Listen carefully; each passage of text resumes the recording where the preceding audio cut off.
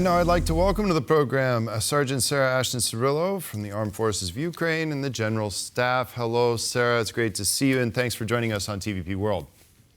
Don, and to everyone at TVP World, and especially the people in Poland, Slava Ukraini, and we thank you very much for the support you've given us since before the first days of Russia's full-scale invasion and terrorist acts against the Ukrainian people.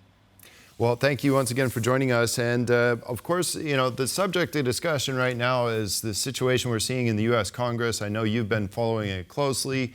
You know, we saw this big package that's failed to get through the House of Representatives. Now Speaker Johnson has broken it up into 4 different packages. So what are the thoughts in Ukraine concerning this development? Ultimately, we're following the lead of President Zelensky, of the Presidential Office of the Ministry of Foreign Affairs, and of course, the needs of the armed forces of Ukraine.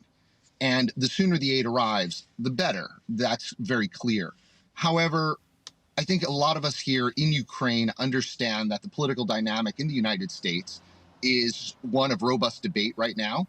And while those of us who have been at the front and 1 million plus defenders in the Ukrainian armed forces, plus 40 million other Ukrainian civilians have suffered under this terrorism, we need to have the weapons now, we need to have the weapons today, but we also have to respect the pillars of democracy that is the Republic of the United States. Without a doubt, the events of Sunday have triggered the urgency even more so. But obviously, the events in the Middle East have also probably changed the perception of the urgency as well. So could you give us perhaps a little bit of your analysis of how this is perceived in Ukraine?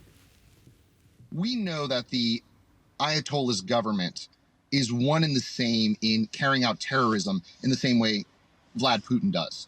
The Ayatollah, the Iranian Revolutionary Guards, have been trying to infiltrate here in Ukraine for some time. We've been studying what they've been doing in Venezuela. We've been studying what they've been doing in Nicaragua and throughout Latin America. Truly, this is a global war of terrorism that is being inflicted upon countries that believe in values for freedom, such as Ukraine, the United States, Poland, and others.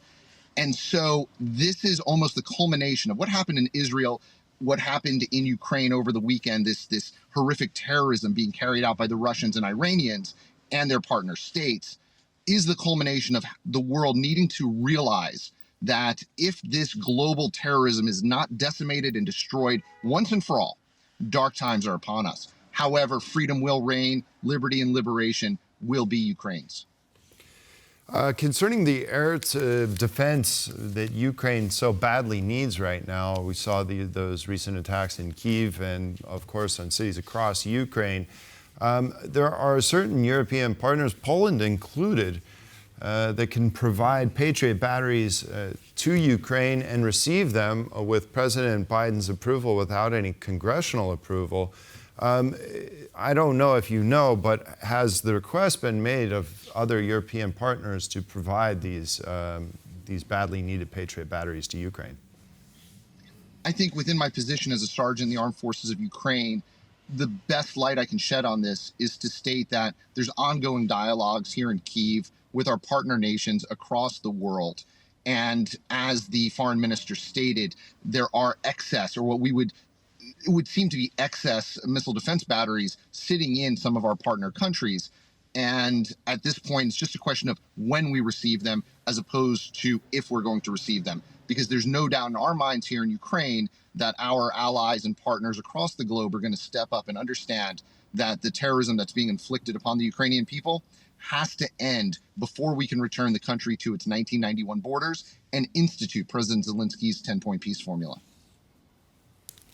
One of the most striking things that have emerged out of Iran's attack on Israel on Sunday is perhaps the global reaction, the immediate reaction to assist Israel, as opposed to the immediate reaction that needs to be done to assist Ukraine. Double standards, to be absolutely blunt. Can you give us perhaps some of your comments on that?